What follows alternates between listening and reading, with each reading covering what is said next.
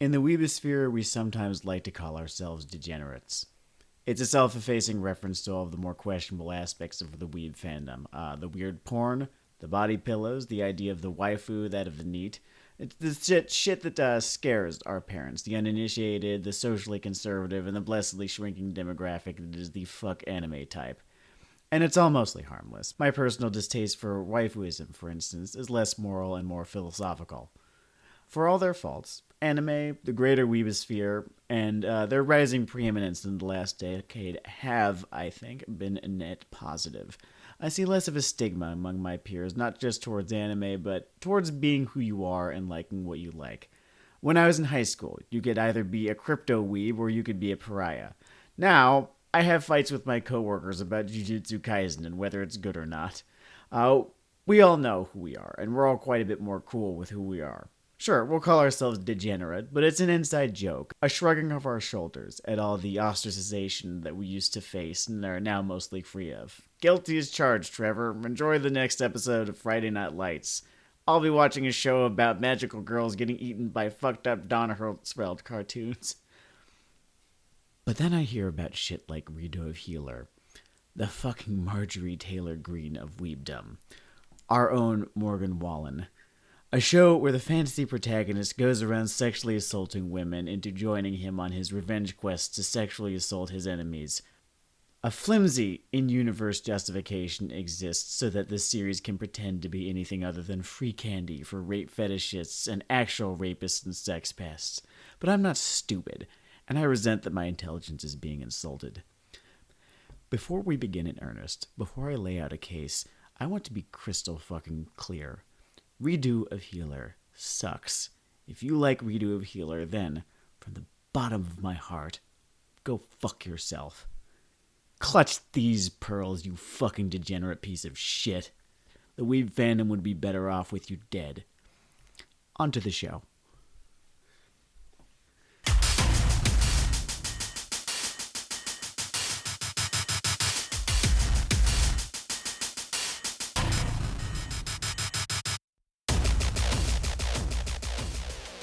Wow, so I burned my finger this morning. That was the omen.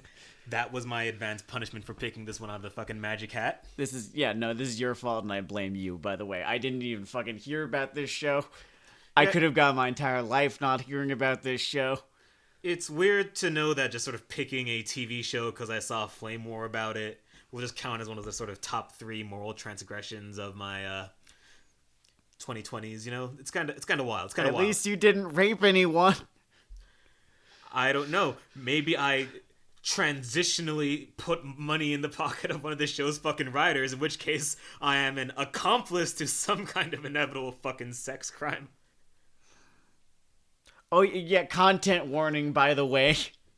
I really resent one thing that this has done to me personally.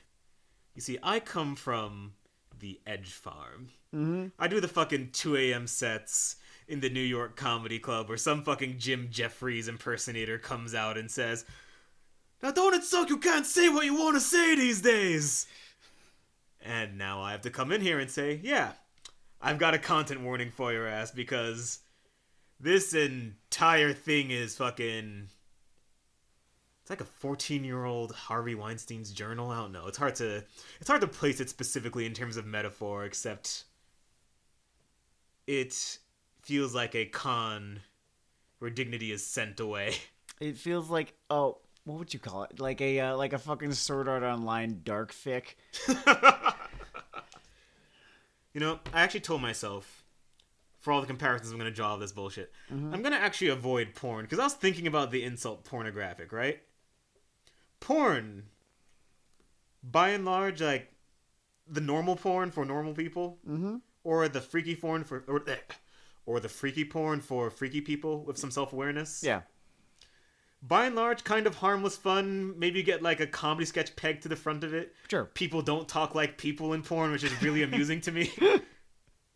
And that is not really a genre of charm or independent spirit you're going to find in this fucker. No. I can't really call it porn as much as I could call it fictional snuff.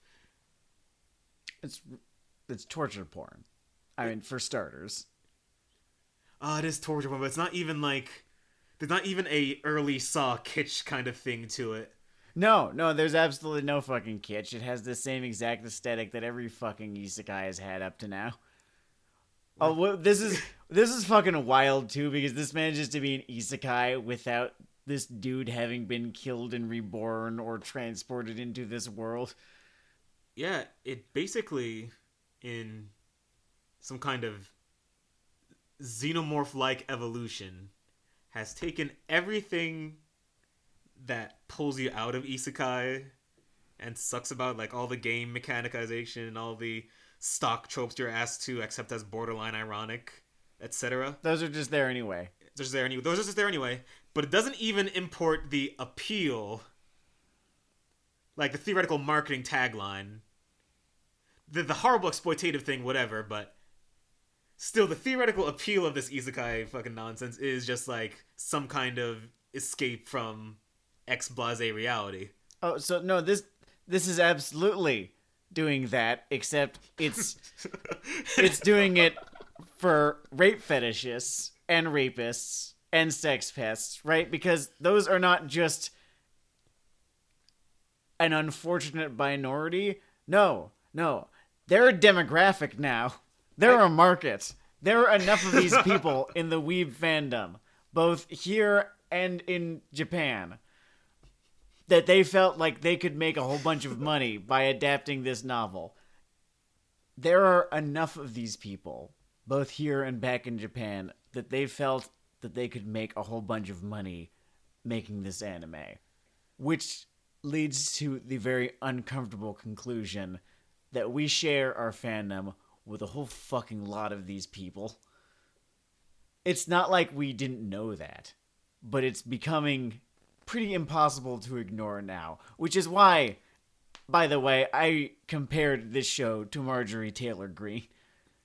That is fair.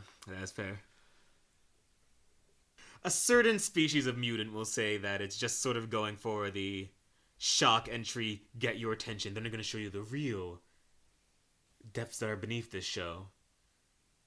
Which is why I want to take just a nanosecond to say that beyond all the shit we're complaining about, the show sucks. Oh, it's also just bad. Yeah. It is also a normal bad show with the thickest layer of stupid people trying to write smart people I have seen in a while, in which a guy with unlimited prep time and time travel powers and absorption of information creates a plan in which he must be tortured and sexually assaulted for months because this is his stroke of genius. Well, I understand why it's there. It's there so that it might have some chance of fooling you into thinking, yeah, the people he's about to rape totally deserve to get raped. That's the first thing, right? That's its first goal. The second goal is to provide a flimsy justification for this show's defenders to point to when they are called out on the fact that they are either sex pests or sex pests in training. Good angle. If I were to rewind to that sort of shock value point for a second, the idea that you might be pulling a early Slim Shady here. Oh, the normie filter. The normie filter concept. As it's been, because it has a fucking name, because it's happened often fucking enough. Thanks, Goblin Slayer. Anyway. Yeah, thanks, Gabi. When you go for the controversy, Mike, you are putting an ante up. You are short selling yourself in that you are telling the world, haha, got your attention. Now look what I can do. And these guys, and this author, I'm going to go ahead and insult the original author. I'm going to do the opposite X arm say this guy doesn't have shit. But this guy is looking at the world and he doesn't have anything. They don't have shit to show you after they, like, grab your head and turn you towards their fucking dead pig. It's just a dead pig. It's just a dead fucking pig. And it's been rotting there for like 3 months while you animate air quotes mouth flaps this and fucking you show. Fucking this dead pig does not count as performance art. It really fucking doesn't. I'm tempted to go into the fact that the main character, beyond being an irredeemable monster who's supposed to be sweet, Mm-hmm. is Oh, just you're sort of supposed this to think that this thinly- is so fucking sick. like this is supposed to be the Batman of sexual assault, I guess. And it feels almost trivial for me to get into the fact that it's not just normal bad writing, as not only the shock thing, there's all this needless artifice around things in this dumbass plot. Like there's this whole time travel construction, right? Mm-hmm. Where he's going back to replay his life the right way and get his comeuppance. But when you actually just look at the sequence of the dumb shit that happens to him that he goes to claim revenge for, and how his powers go or whatever, the time travel really serves no fucking purpose in this plot. Like, you could have made an F instead of an F show if he had developed as a rapist and Or just fucking pieced. inquire, or just pieced, or just life quit. You're looking to inside the story for answers, and you're not going to find any of them there. You need to be looking outside where I am. I don't want to look outside. It's just a guy grabbing his hand yeah, while he draws. Yeah, you're looking for the Watsonian conclusions. I'm just looking at the Doylean ones right here, because there are only Doylean ones, because this show is not well enough written for the Watsonian answers. So here's a piece of trivia about Sam and I, because, you know, as you can tell, we associate it outside of this podcast. Otherwise, it'd be kind of hard to find the fucking time, really. The world is burning. So we have watched a lot of stuff together. And because of my various diseases, a lot of it has sucked on purpose. And Yes. I have never been the person that tapped. This was a first, yeah. This sort of pushed that record onto me. I have tapped once. Congratulations, fucknuts. When did I tap? I know that I've tapped at least once. I tapped at Interspecies Reviewers. That did happen. You had a sort of, not offended, but sort of an audio-visual tap on more handshakers. I was just kind of done. I was like, this isn't going to get any better. We're not going to get more than we already have here. I can We kind of, have the material we need. I can kind of understand. I think you can only look at that gear-turning animation a certain number of times before you just run out of... Like, yep, those are gears still. Did I tap at Azure Lane? Because I feel like I tapped for Azure Lane. At Azure Lane, you introduced the skipping around rather saying, no, we need to get the texture of the poo. This fucking show, We didn't even get 2 episodes in. we didn't get 2 episodes in. It's 1.5, 1.6, I don't know. It's when the poker came out and I just sort of threw my hands up. And there's a stock sitcom joke where a jerk-ass kind of character tries to say, I'm sorry, and it comes like, I'm so. Mm-hmm. And evidently, when you live my life as whatever kind of borderline bender personality, the equivalent of that is,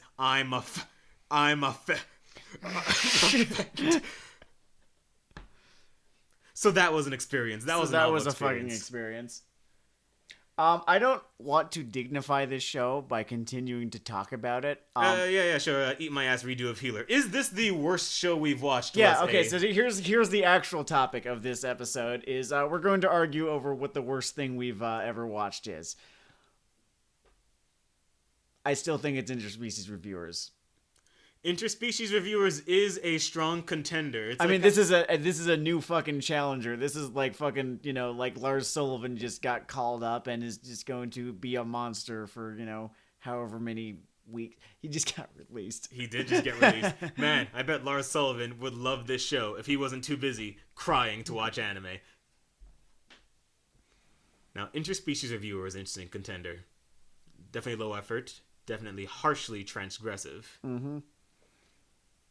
I think we should just lay out all our contenders. So just as a reminder for people, Interspecies Reviewers is sort of the apex of the Coom show in that it is an animated comedy about... It makes no pretensions to be anything but. Yeah. Is the ultimate Coom show. It's an animated comedy about whore hopping, basically. But in a fantasy section. In a fantasy world setting. Yeah, just the generic one that has all of the various, like different fantasy races from whatever fucking, RPG you've ever played. Yeah. I guess we should say the Japanese generic one, since generic fantasy has a different read. Yeah. In the West, you think a little more elf orc focused, where those are just sort of speed bumps on the way to shit like genie and fire elementals and interspecies reviewers. This is true, yes. Two contenders we cannot forget. You love your... No, I can't remember the full fucking name. MILF Isekai. MILF Isekai, yeah. MILF Isekai is a core contender, and as you said, Azure Lane is a core contender. Azure Lane is easily the most cynical out of all of them. Azure Lane is definitely one of the most constructed, committee constructed. Yeah, there's not a single fucking heartbeat that can be felt within Azure Lane. You could almost... How do I put this exactly? Interspecies Reviewers definitely does have a pulse because there are veins on one's dick. Interspecies Reviewers' cynicism is more like a pop punk band where you can look back and you see these do something else and one day woke up and said, let's make some fucking money. Azure Lane's cynicism is like when Arnold Schwarzenegger appears shirtless in a parking lot and stands up and marches towards a biker whose day is about to get worse. I would compare Azure Lane and Azure Lane's creation to... Alright, so I just did my taxes. Okay. I use one of the fucking programs that you use, and it costs you, like $80 to $90, and you click through it, and you upload some PDFs, and you select yes, you select no, you enter some numbers, you enter some allowances here and there, that sort of thing. You click through things, and basically that's how Azure Lane was written. With all the passion that went into my doing my taxes this year, and passion is just not the word that I would use to describe any of that. It is a means to an end, and that end was a net gain of about $120 or so after you factor in what I owed on federal and what it cost me to do them. That one does feel a bit like putting Legos together, doesn't it? No, because putting Legos together does involve creativity. That's true. It involves imagination. There's some passion that can go into it. Doing your taxes is just this thing that you have to fucking do every year, and sometimes you get something out of it.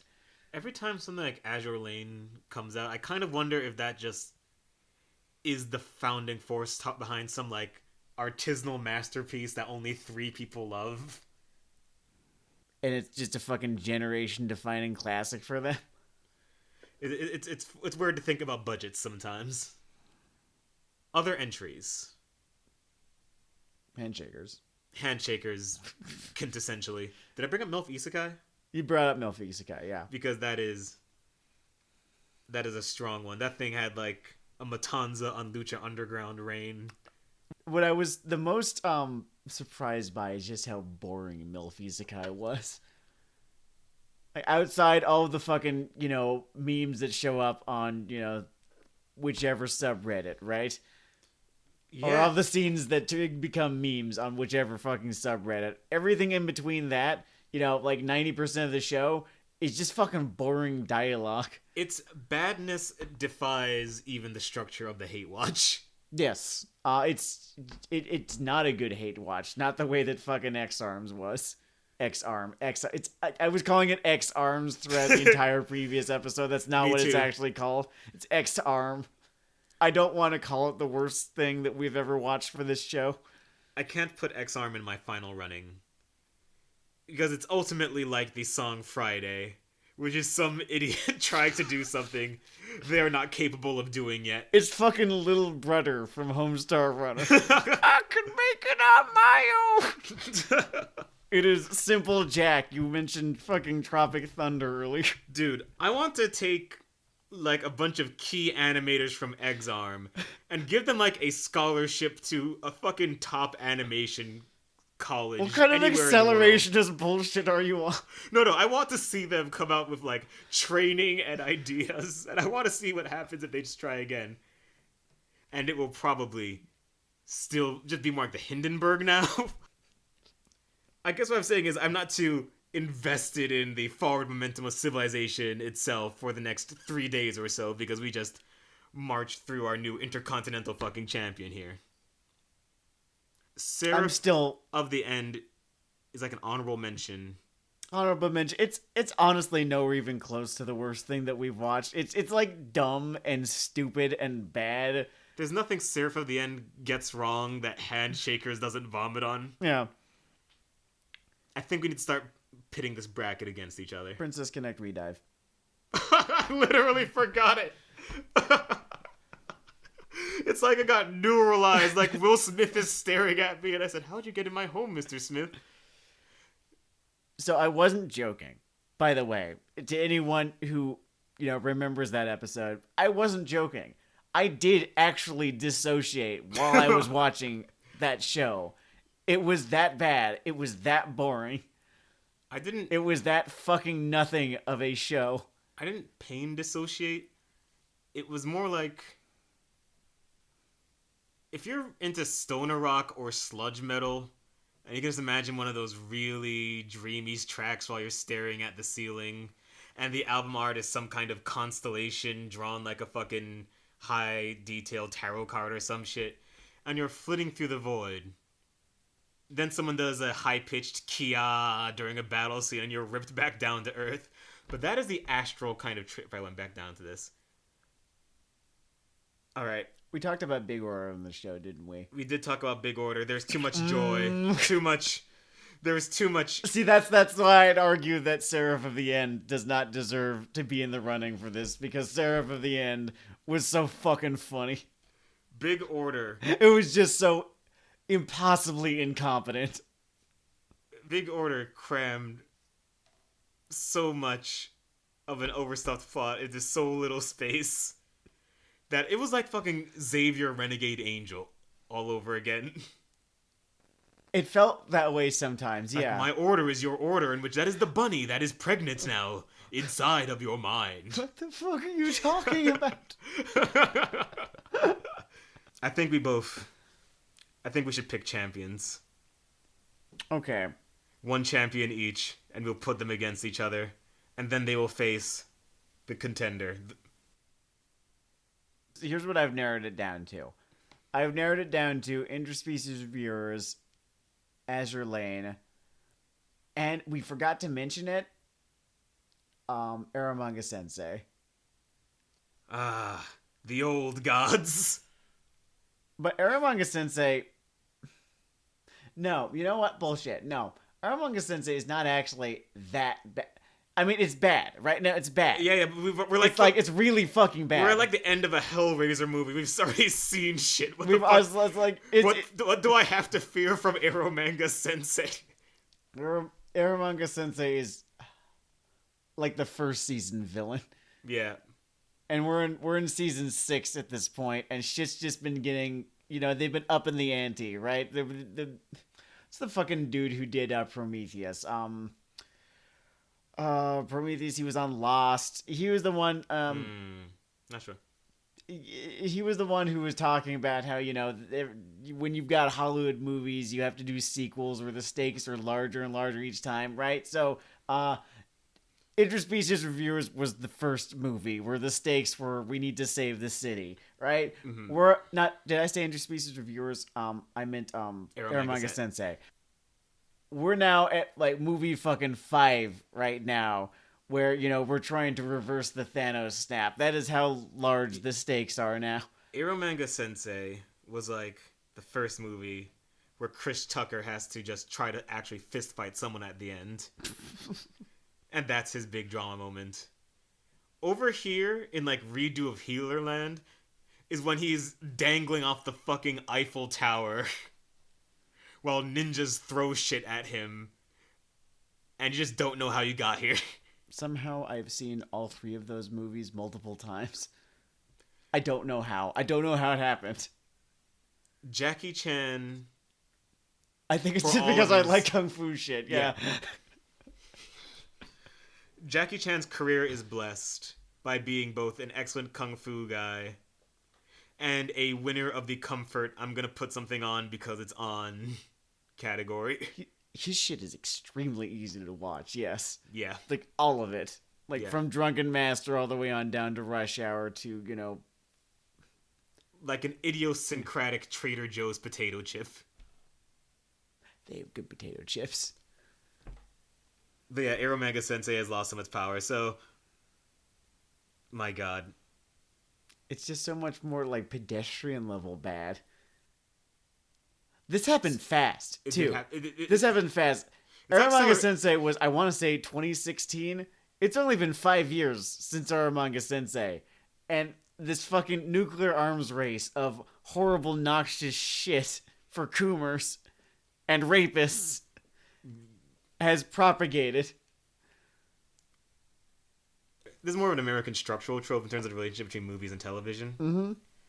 But you know how they'll take a movie and adapt it into a TV series where every beat is drawn out forever? Mm-hmm. I feel like anime is accelerating to the point, in a certain corner, in like your shock of the season corner, we're eventually just going to be Irreversible, the prestige television show. I'm just wondering if they're just going to start airing fucking hentai on TV Tokyo at this point, because that seems to be what we're accelerating towards. Man, I'm going to pick my champion. Okay. I'm going to make my case. I think that MILF Isekai is the worst show that we've watched. I think that Azur Lane is the worst show that we've watched. You see, MILF Isekai, it's kind of like Mario. Sure. MILF Isekai is cynical. Yes. MILF Isekai is cheap. MILF Isekai is built on a firm, transgressive layer of incest. Every moment of MILF Isekai feels like a vast field of nothing. Mm-hmm. Everything that could matter that is on screen in MILF Isekai is tied either to fucking your mom or some RPG mechanic that seems to be thinly understood. Like, I'm still not convinced that everyone writing these fucking isekai, or even half the writing these fucking isekai, play fucking video games.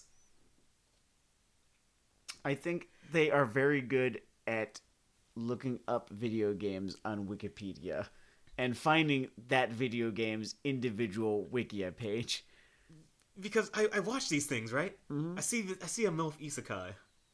And there's never a fucking Undertale Isekai or Death Stranding fucking Isekai or Madden Isekai. It is always your brother describing Dragon Warrior 8. Yes. I guess what I'm saying is that it's so inbred. Yeah, basically it all just kind of runs together at this point. It all kind of runs together. It is a takeoff on a takeoff on a takeoff. Like, we've gone and so... who cares at this point? It is probably worth bringing up. I don't know when the well of mom fuck, sister fuck money runs dry. But they got damn Standard Oil close to tapping one of those veins. Clearly it's not running dry anytime soon, because this show is currently fucking airing along with the second and maybe third seasons of a whole bunch of other fucking isekai that I didn't like the first time and don't like now.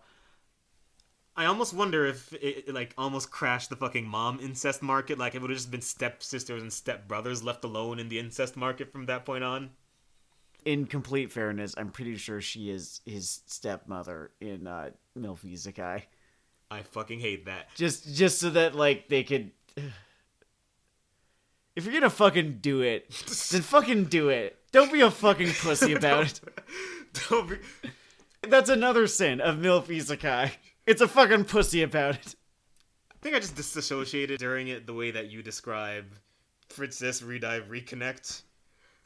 That's not its name, but who cares? I don't give a shit. Now here's... That is who has the fucking Universal Championship in my corner. That's the Dale Cup right there? Yeah. Okay.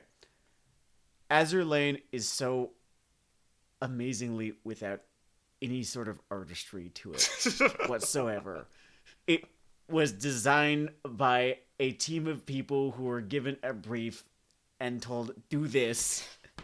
And they did that. And they made it into an anime.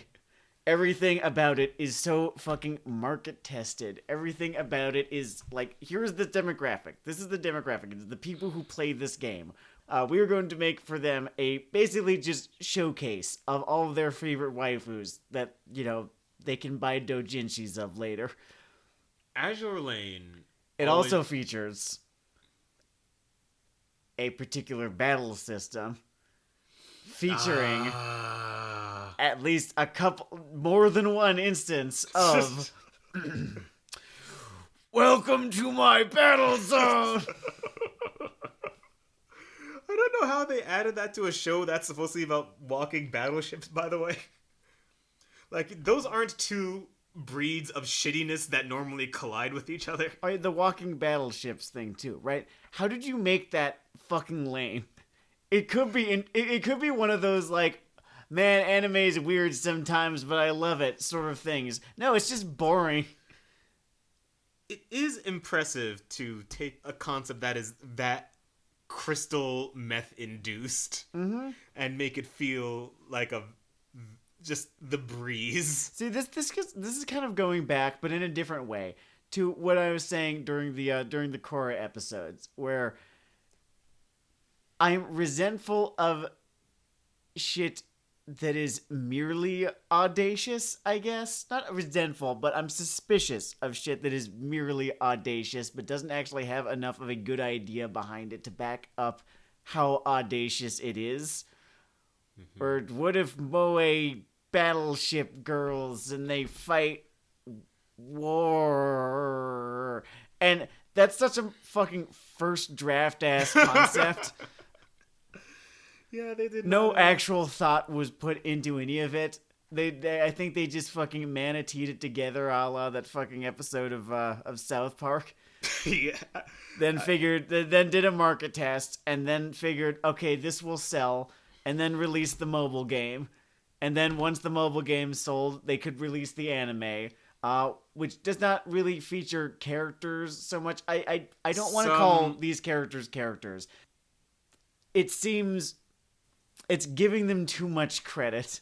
Some bored motherfucker in a different episode, I would have called them subhuman or a basement dweller or an algae or something. But because we're talking about in the same episode as Rapeland, I'd have to call him bored motherfucker because of relativity. Is going to write in saying, actually, it's adapting a gacha game. The gacha game is not based upon it.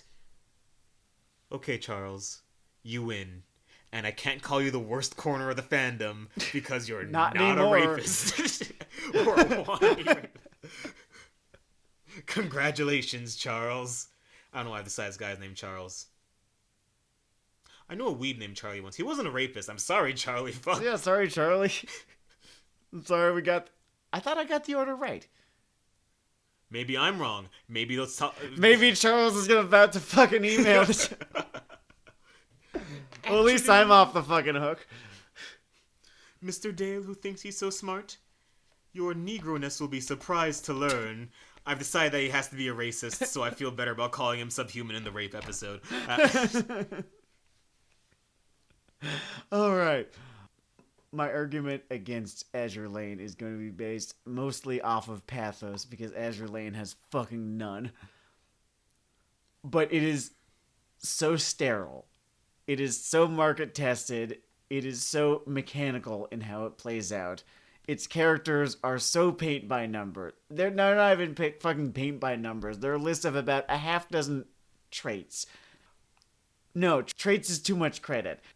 They're each of them a list of about a half dozen, like, quirks. For the record, this is our review of K-pop as well. Bang! Okay. You know I had to do it. Come kill me. Come and kill me. I will fight until there's not a drop of blood left in me. Stance. Come to Brooklyn. I'm in Brooklyn. You have to get to Come to Brooklyn. You have to go through Manhattan getting the Rona to get to me. Good luck, fucknuts. I'll beat you till you're black and pink. I'm hidden behind a viral shield. I can't even hate on K-pop that much this episode because, I don't know, it's not someone's rape Not kink. someone's rape kink.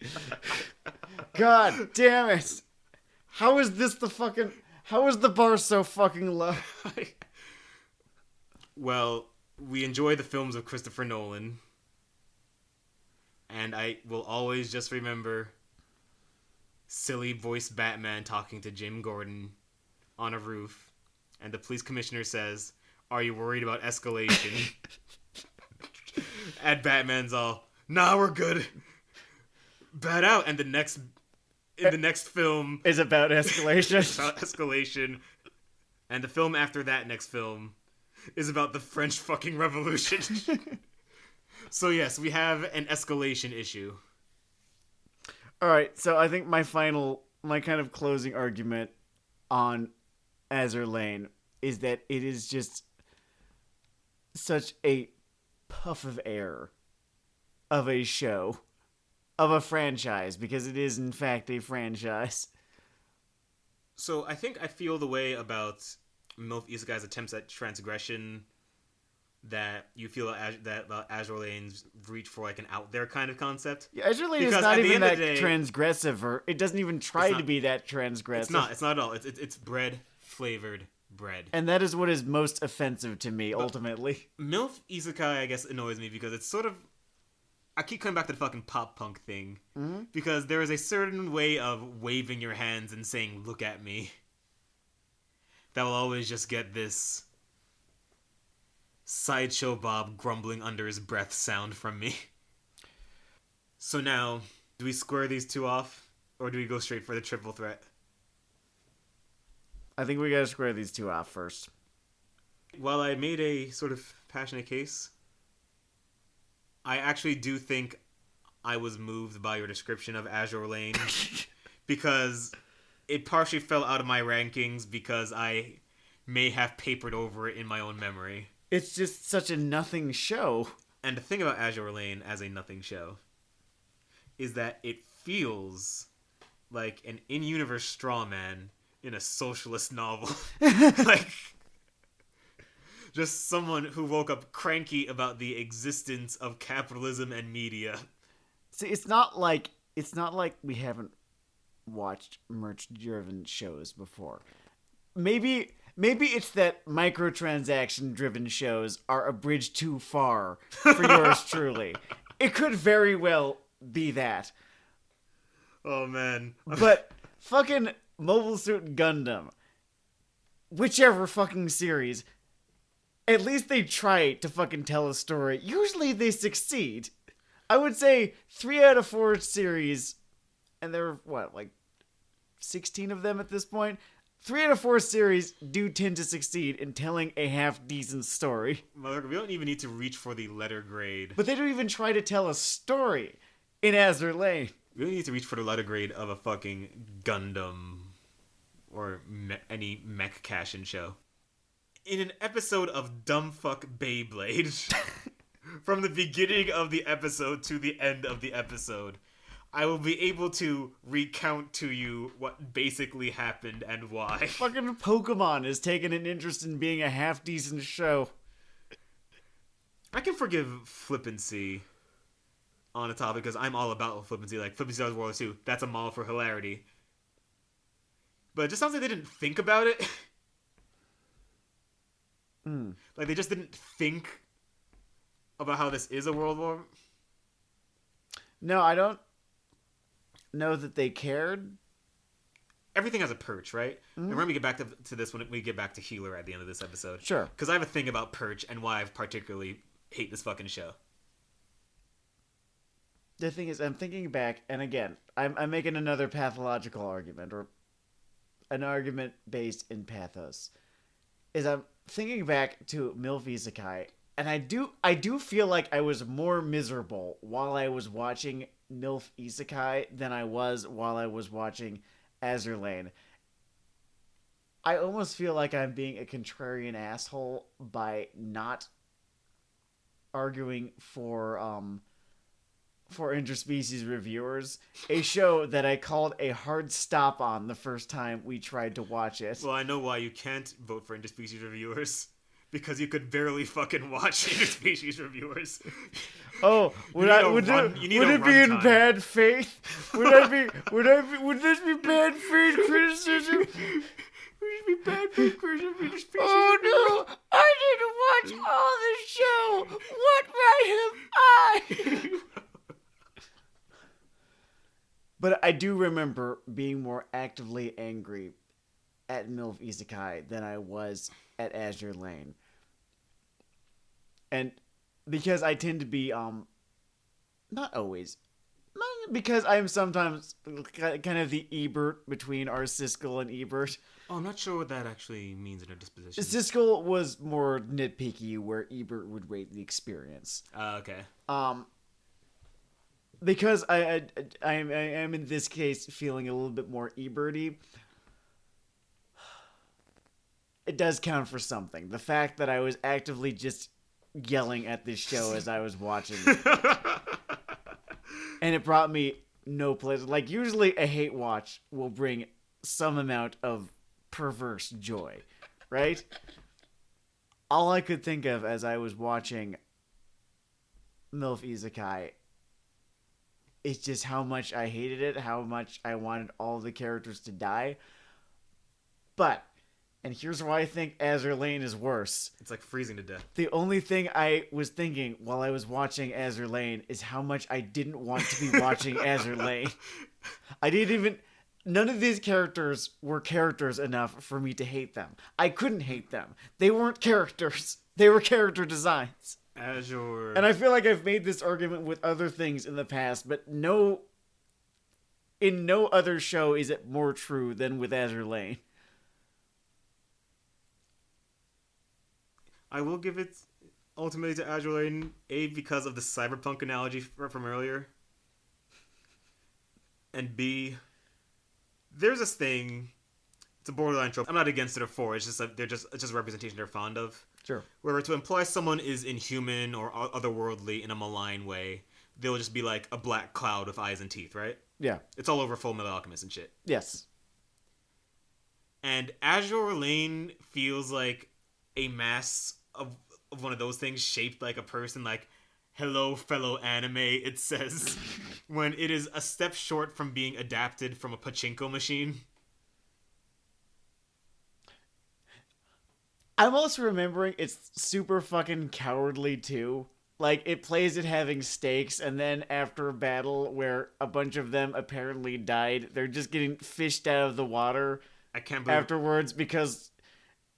God help us if they fucking killed someone's waifu. Oh yeah, the waifu defense They'd force. fucking be outside the fucking anime studios fucking building like the Capitol rioters. What was the thing you said about Sally? It's like they had to fulfill her contract. It's like everyone has a fucking contract. Alright.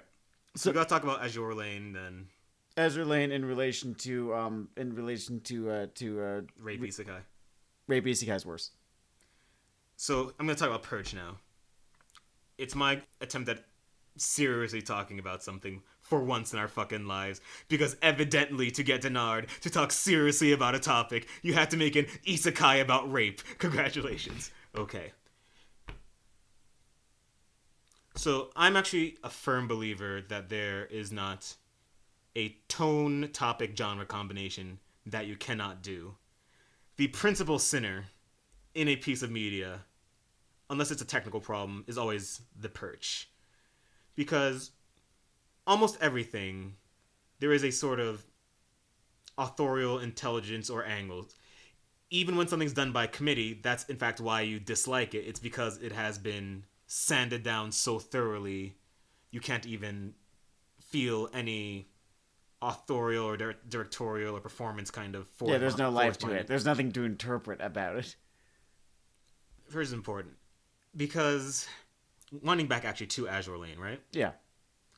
And I was talking about you could be flippant about World War II and it can work out. I love your catch-22s. You could be flippant about World War II and fuck up, but what will distinguish it before we get to any of the technical things, like whether you made it an action thing, a comedy thing, a drama, is you basically can, and even if you're not consciously thinking about it, to borrow the red letter media thing, you didn't notice it, but your brain did. Mm-hmm. You can generally read what their thoughts or lack thereof are on the topics within. I'm going somewhere with this. And you can also sort of read that they just didn't fucking think. Sure. I am a sort of borderline media nihilist, in that I will call you perhaps a moron for trying to make a show directly related on a literal rape revenge theme in a fantasy setting. Oh, it's not just rape revenge, it's revenge rape too. Revenge rape as well. Yes, that is an important distinction. But it is the fact that the entire eye on everything that happens to him and everything he does to other people, the entire eye of the show is not merely in like a pseudo rapist like eye or gaze or perspective from like the author, but it is someone thinking, what would this kind of person try to see? I guess what I'm trying to say is that you could make a drama or comedy or anything about this topic with whatever level of content or violence you seek. But it's worse than thoughtless here. Because I think the only thing you can do that's worse than being thoughtless is point at the cynical route and say, I'm going to do that. And most of the time, it doesn't fucking matter because you're making an anime about fucking soccer or some shit. But you chose to make, in your stakes, the fucking revenge rape story. And when you come in with, like, SAO clone laziness to that topic, I don't care how many units you pushed or moved or whatever, you're a failure. And you should feel like a failure. And I dislike you. I don't think he should As a feel human anything being. at all Erstwhile creator. anymore. Oh, that took me a second. That's my slant on purge or authorial involvement or whatever. Okay, yeah. All of this is valid. I disagree with none of it. Again, just fucking going back to the Doylean thing, right? I found myself completely unable to take anything that happened in this show on its own terms because of how transparent this thing was about being fetish bait for a certain type of people, a certain type of person. Everything that happened happened for the most cynical of reasons. His, horrible backstory that they gave him where he spent 6 months locked up getting, sexually assaulted by, half the kingdom or whatever. Played out in fast forward given how excruciatingly intimate, his scenes are with the characters that he has made his victims, right?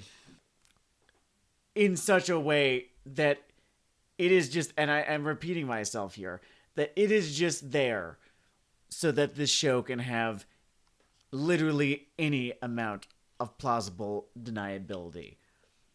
Like, these people in this world are this implausibly awful for, the deniability.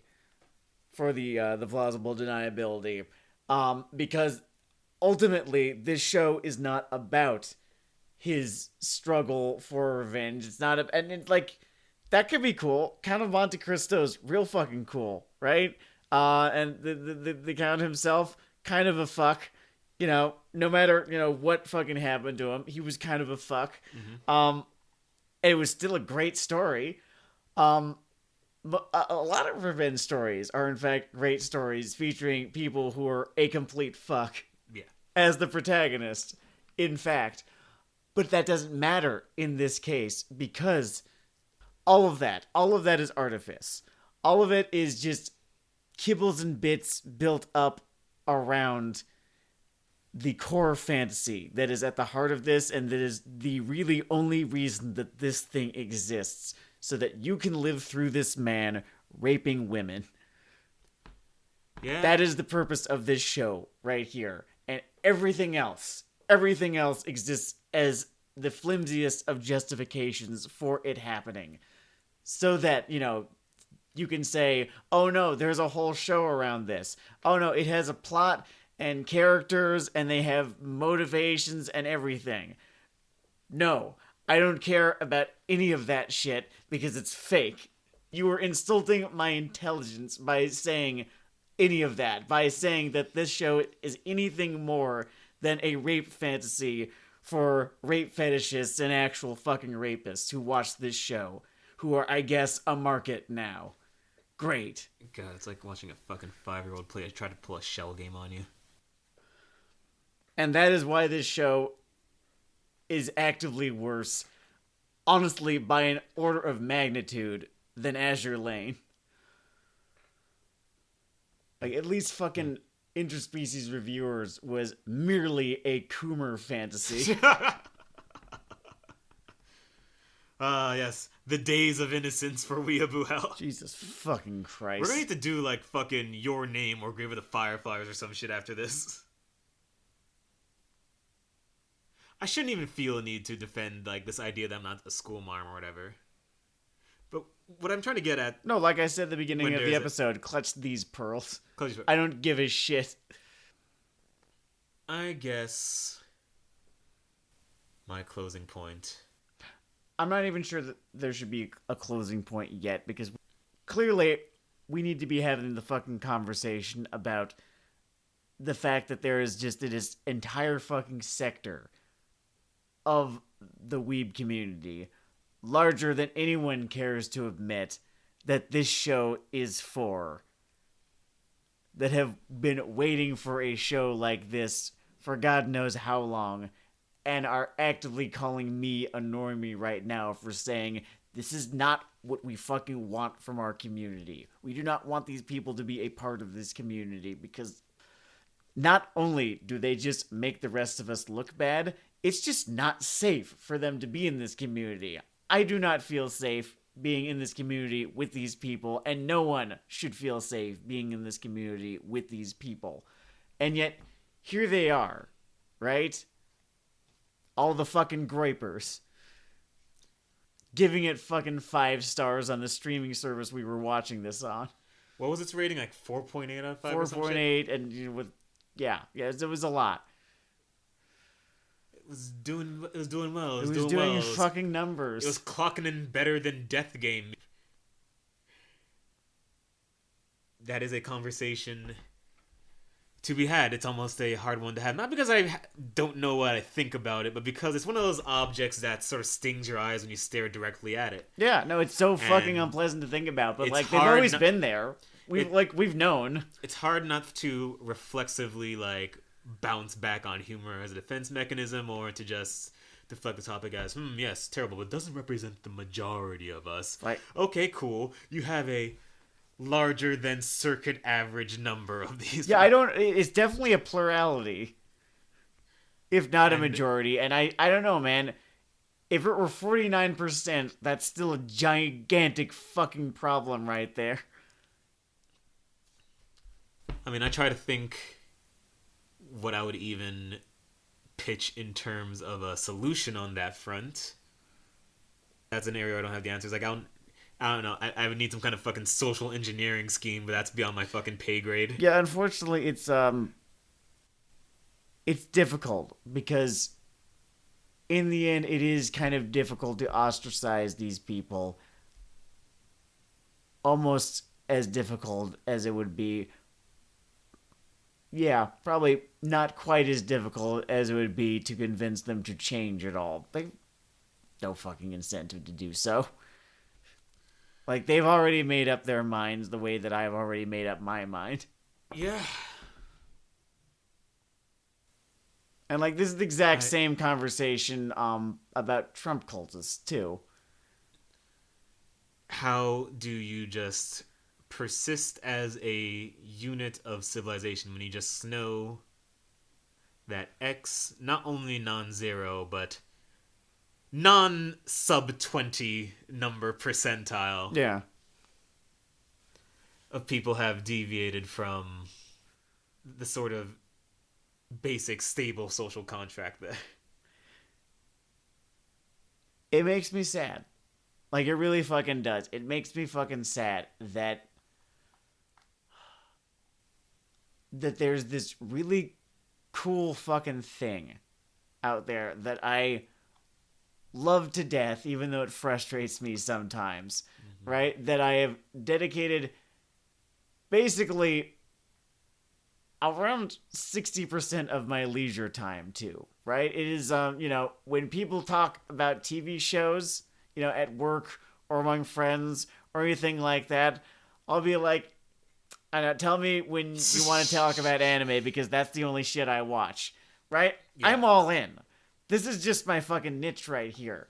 This is what I have chosen to do with myself. This is what I have chosen to be about, and I'm totally fucking fine with that. I think it's a completely defensible thing to have done, but I have to now contend with the fact that I am part of a number that includes these fucking types of people. And honestly, it was irresponsible of me to have not started contending with this previously. Because like I said, we've always known that they were there. We've always known that they were there. I think there's a difference between feeling a bump and knowing you have a tumor, though, when it comes to scale. Like, you probably should have known, you probably should have seen a doctor. But until you feel the problem, there is a temptation to ignore it or think that it doesn't represent your situation. And I guess the idea that you have to take in at some point is that everything does matter, because it can have second order consequences. Like, you're sort of refighting the stakes of what society is every time you communicate in a way, whether it's within a community or within a piece of media. Mm-hmm. I'm not like putting the stakes of like defining the moral character of a world and everything. I'm just saying that, I mean, it's all communication, which is all about ideas, and I guess sometimes you have to just ask the question, what ideas will sort of gain more life or attract certain thing through there. I'm not the most eloquent on this right now. I feel like I'm just burned by the fact that I am that this even exists and that we're even fucking talking about it. Fucking wacky review show that there, I guess, is just the rape apologist contingent of that is larger than this community that I am part of. When I was a youth,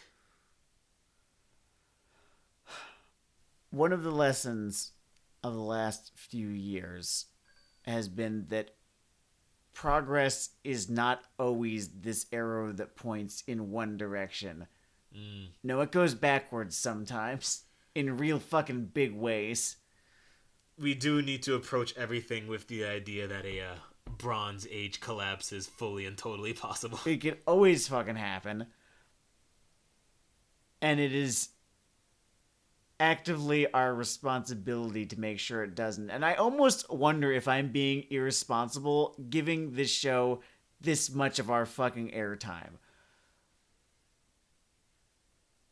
Giving it any sort of fucking publicity, because it's a very fucking real chance that someone listens to this episode not having heard of this show, goes and finds the show and is like, this is fucking great.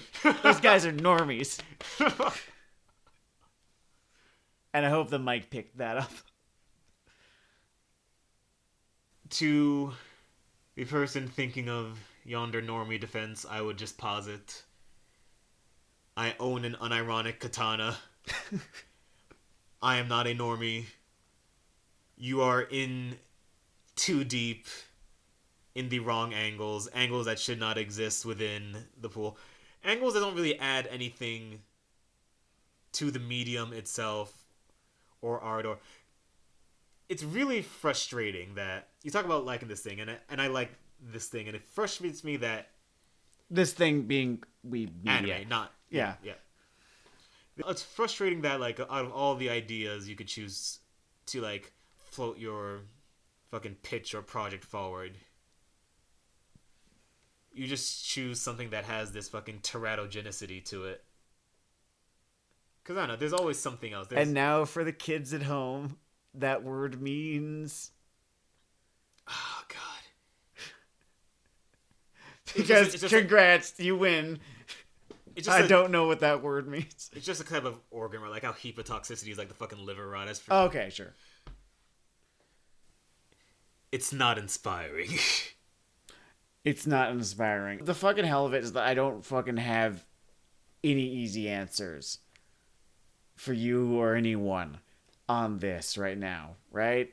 I don't have a good denouement. I don't have a cool conclusion to be drawn from all this other than they would not make this show were there not a market for this show, and you need a lot of fucking people to constitute a market. We need to fucking have a reckoning here. And it's 20 years overdue. This has been Weeboo Hell. It's Weeboo Hell.